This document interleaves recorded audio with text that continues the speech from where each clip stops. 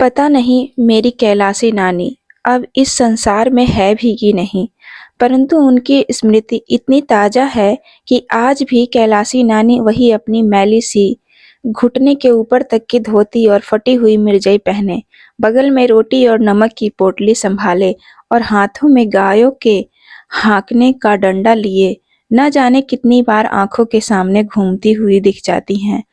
वह गँवार अनपढ़ स्त्री, जिसे अक्षर का भी ज्ञान न था, सहज ही भुला देने वाला योग्य भी न था। मेरी नानी न होकर भी वह मेरी नानी थी। मेरे मामा के गाँव में मामा के घर से हटकर उनका छोटा-सा झोपड़ा था, लिपा-पुता साफ। उस झोपड़े में न तो कोई दरवाजा था, जो कभी बंद हो सके, न ही कोई दूसरा सामान। बर्तनों के नाम पर कुछ मिट्टी के ठिकरे थे और बिस्तर की जगह थोड़ा पुआल था। यही मेरी कैलाशी नानी की गृहस्थी थी। पड़ोसी ही उनके परिवार वाले थे और गांव के बच्चे उनके परमेश्वर। हाँ, तो मेरी कैलाशी नानी उस गांव के रहने वालों के जानवर चराने ले जाया करती थी। उस गांव में करीब 40 घर थे और प्रत्येक घर से एक सेर अनाज चराई में मिल जाया करता था। कैलाशी नानी की जीविका यही थी।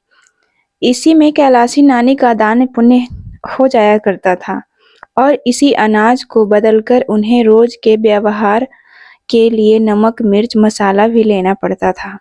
पैसे तो गांव वालों को वैसे ही बड़ी कठिनाई से देखने को मिलता था।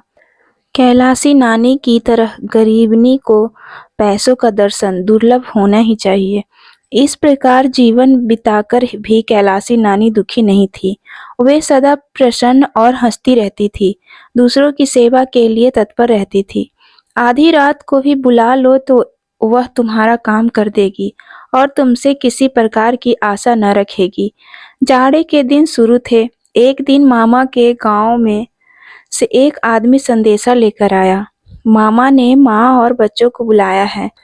जब तक माँ ने मामा के घर चलने को तैयारी न कर डाली, तब तक हम भाई बहनों ने उन्हें तंग कर डाला। सबसे बड़ा भाई मैट्रिक में था, इसलिए उसे छोड़कर हम सभी भाई बहनों को लेकर आखिर एक दिन माँ मामा के घर आ गई। माँ के साथ आने वाले भाई बहनों में मैं सबसे बड़ी थी। मेरी उम्र 10-11 वर्ष थी। हम भाई बहनों को मामा के घर में और तो कुछ अच्छा न लगता, पर मामा के घर से 100 फुट दूर एक नदी बहती थी। उसमें नहाने और कैलाशी नानी के साथ गाय चराने के लिए जाने में बड़ा आनंद आता था। कैलाशी नानी जिस जगह गायों को ले जाती थी, वहां दूर तक, जहां तक दृष्टि जाती, सब हरा ही हरा दिखाई पड़ता था। दूर दूर तक आम, पीपल और ढाक के वृक्ष थे। इनकी घनी छाया में दोपहर को आराम करते गांव के छोटे बच्चों का एक झुंड नानी के नेतृत्व में गाय चराने निकल जाया करता। वहां केवल गाय ही नहीं चराए जाते, वहां कहानियां भी कही जाती थी, पहेलियां पूछी जाती और कभी-कभी रामलीला का खेल भी खेलते। हम भाई बहनों को इस ग्रामीण जीवन में बहुत सुख मिलता। एक भाई बहुत छोटा था, वह तो माँ के साथ ही रहता था। हम 3 भाई बहन प्रायः रोज कैलाशी नानी के साथ जंगल में भाग जाते। मुझे याद है, हम लोग घर के अच्छे से अच्छे भोजन को यह कहकर छोड़ देते थे कि अच्छा नहीं बना है, और सच ही वह अच्छा न लगता था। कैलाशी नानी की जंगल में सूखी रोटियां नमक या कभी चटनी के साथ खाने में जितना स्वाद आता था, उतना स्वाद कभी किसी भोजन में नहीं आया। रोटियां भले ही गेहूं की नहीं थी, न जाने किस तरह के अनाज मिलाकर बनाई जाती थी। कैलाशी नानी को हर घर से 1 किलो अनाज तो मिलता न था। कहीं गेहूं, कहीं जौ, ज्वार, मक्का, उड़द, मूंग, अरहर सब मिलाकर इकट्ठा कर देती और रोज आवश्यकता अनुसार किसी की चक्की से पीस लाती और दूसरे दिन के लिए रोटियां सेक रखती। यही उनका प्रतिदिन का आहार था। यही रोटियां वह सबको खिलाती थी और हम लोग बड़े स्वाद से खाते थे। कभी-कभी गांव के दूसरे बच्चे नदी में गोती फैलाकर मछली भूनते। उस दिन कैलाशी नानी रोटी भी न खाती, सत्तू खाकर ही रह जाती। इस प्रकार एक दिन हम लोग कैलाशी नानी के साथ हार पर गए थे। उस दिन कैलाशी नानी ने राजा रानी की कहानी सुनाई थी। राजा की एक राजकुमारी थी, बड़ी सुंदर, बड़ी नेक। किंतु एक दिन जब वह नदी पर नहा रही थी, तब परियों के देश से एक राजा का राजकुमार आया और राजकुमारी को घोड़े पर बैठाकर ले गया। कहानी सुनने के बाद कलेवा से पहले हम लोग बड़ी देर तक नहाते थे और तैरते थे। पानी बहुत गहरा न था, पर बड़ा साफ था। नदी में नहाने का ही प्रलोभन हमें रोज यहाँ घसीट लाता। हाँ, तो उस दिन नहाते-नहाते मुझे यही डर लग रहा था कि कहीं परियों के देश का राजकुमार न आ जाए। वहाँ राजकुमार तो न आया, परंतु जब नहा धोआकर लौटी तो देखा कि कैलाशी नानी के पास कोई बैठा है। कपड़े जरा साफ-सुथरे थे। मैं डरी की डरी रह गई। यही तो वह राजकुमार नहीं है। फिर घबराकर दूर तक नजर दौड़ाकर देखा, कहीं भी कोई घोड़ा न दिखा। मैं बेफिक्र हो गई कि यह राजकुमार नहीं है। वह होता तो घोड़ा जरूर होता। बाद में कैलाशी नानी से मालूम हुआ कि वह गांव का जमींदार है और कैलाशी नानी को हर महीने गाय चराई में 5 सेर अनाज देता है। वह वहीं हम लोगों के पास ही पीपल के पेड़ की जड़ पर बैठ गया और हम सब भाई बहनों के बारे में कैलाशी नानी से बातचीत करने लगा।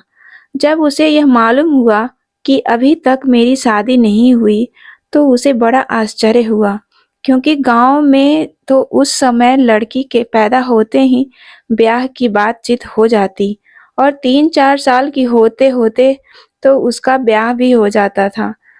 उसने स्वर को धीमा करके कैलाशी नानी से कहा कि क्या कुल में कोई दाग है जो इतनी बड़ी लड़की अब तक कुंवारी है? कैलाशी नानी ने कहा, नहीं भैया, कुल में दाग वाग कुछ नहीं है। बड़े आदमी हैं, लड़की लड़के सभी मदरसे में पढ़ते हैं। यही बिटिया रामायण वाच लेती है, अंग्रेजी पढ़ती है। जब पढ़ लेगी तब लायक वर देखकर ब्याह करेंगे। वह जमींदार जितनी देर तक बैठा रहा, बार बार हमें ही देखता रहा। दूसरे दिन जब कैलाशी नानी गाय चराने आई तो छोटे भाई बहन अभी सोकर नहीं उठे थे, इसलिए मैं अकेली ही नानी के साथ निकल गई। कलेवा करने से पहले हम सब बच्चे फिर नदी पर नहाने गए। जब हम जा रहे थे, तभी वह जमींदार फिर आया। वह कैलाशी नानी को बड़ी देर तक कुछ समझा रहा। उसे कैलाशी नानी ने हाथ जोड़कर कुछ अस्वीकार किया। जमींदार ने कुछ न सुनकर नानी के पल्लू में जबरदस्ती कुछ बांध दिया।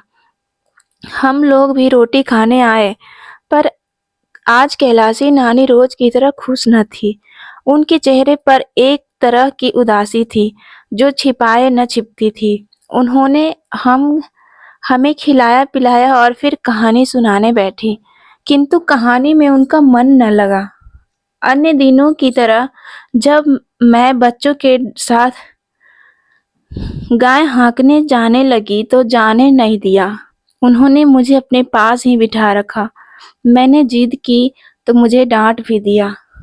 शाम हो चुकी थी। माँ तुलसी के पास दिया जला रही थी। कैलाशी नानी छिपती हुई सी माँ के पास आई और इशारे से बुलाकर अलग कमरे में ले गई। उन्होंने माँ से कहा कि वह हम अपने बच्चे समेत जल्दी से जल्दी घर वापस चली जाए, कारण कि वह जमींदार हम दोनों बहनों को अपने नालायक पुत्रों की बहू बनाना चाहता था। जमींदार का मेरे मामा से बहुत दिनों से बैर चल रहा था। शायद वह अपने इस बैर का बदला इस प्रकार लेना चाहता था। वह चाहता है कि कैलाशी के साथ गाय चराने जाने पर वह हम दोनों बहनों की मांग में अपने पुत्रों से सिंदूर भरवा दे। इस प्रकार हम दोनों बहनें उसकी पुत्र वधू बन जाएं। मामा जानकर भी कुछ न कर सकेंगे। इस काम में वह कैलाशी नानी की सहायता लेना चाहता था, इसलिए 10 रुपए उनके पल्लू में ज़बरदस्ती बाँध दिए थे। 40 रुपए काम पूरा हो जाने पर देने का वादा किया था। कैलाशी नानी ने शपथ लेते हुए वह 10 रुपए कमर में निकालकर माँ को दिखाए और फिर बोली, "बिटिया झूठ नहीं कहती, मेरे पास तो 10 पैसे भी नहीं, फिर ये 10 कलदार कहाँ से आए? ये उसी अधर्मी ने बाँध दिए हैं। तुम बिटिया को लेकर चली जाओ। जिस गाँव का जमींदार इतना अधर्मी है, तुम यहाँ फिर न आना। बिटिया की शादी-ब्याह करके ससुराल भेजकर ही फिर आना।" कैलाशी ने यह भी कहा कि वह हमारे जाते ही इन रुपए को जमींदार के आगे फेंक देगी। अधर्म का पैसा वह कभी स्वीकार न करेगी। मुझे याद आया कि एक दिन इकन्नी लेकर मैं नानी के साथ चली गई और कैलाशी नानी ने मुझसे लेकर वह बहुत संभाल कर रख ली और शाम को लौटकर वह माँ को वापस कर दी। माँ ने जब वह इकन्नी उन्हीं को वापस दे दी तो कैलाशी नानी के चेहरे से ऐसा भाव टपक रहा था जैसे उन्हें कहीं का खजाना मिल गया हो। कई बार इकन्नी को उलट-पुलट कर देखने के बाद कैलाशी नानी ने उसे कमर में खोस दिया। माँ को जाने कितने आशीर्वाद देती हुई वह गई थी। वही कैलाशी नानी आज कमर में 10 रुपए बाँध ली थी। कल जरा-सी बात पर 40 रुपए और मिलने वाले थे, पर कैलाशी नानी अधर्म का पैसा नहीं लेना चाहती थी।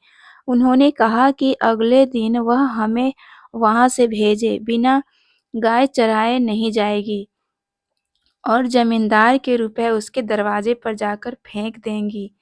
फिर जो चाहे वह महीने का 5 सेर अनाज भी बंद कर दे।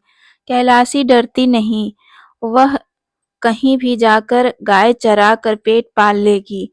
माँ उसकी बात पर विश्वास नहीं कर पा रही थी। कोई कैसे उनकी पुत्रियों की मांग में सिंदूर भरकर घर में रख लेगा। मेरे पिताजी प्रसिद्ध वकील हैं, वे जमींदार को जेल खाने की हवा खिला सकते हैं। फिर भी माँ कैलाशी नानी के आग्रह को न टाल सकी। दूसरे दिन वह हमें लेकर घर चली आई। तब से आज तक कैलाशी नानी का हमें कोई समाचार नहीं मिला था। तो दोस्तों, उम्मीद करती हूँ आप लोगों को यह कहानी पसंद आई होगी और अगर चैनल पे नए हैं तो चैनल को जल्दी से सब्सक्राइब कर लें और वीडियो को लाइक और कमेंट करना ना भूलें। तो मिलते हैं किसी नेक्स्ट कहानी में, तब तक के लिए हँसते मुस्कुराते रहिए।